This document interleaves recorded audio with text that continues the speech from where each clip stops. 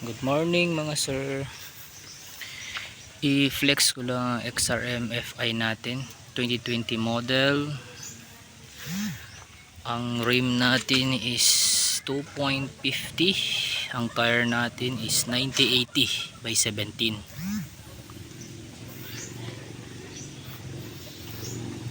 Then ang likod natin is 3.0 by 17 ang rim natin, SPD.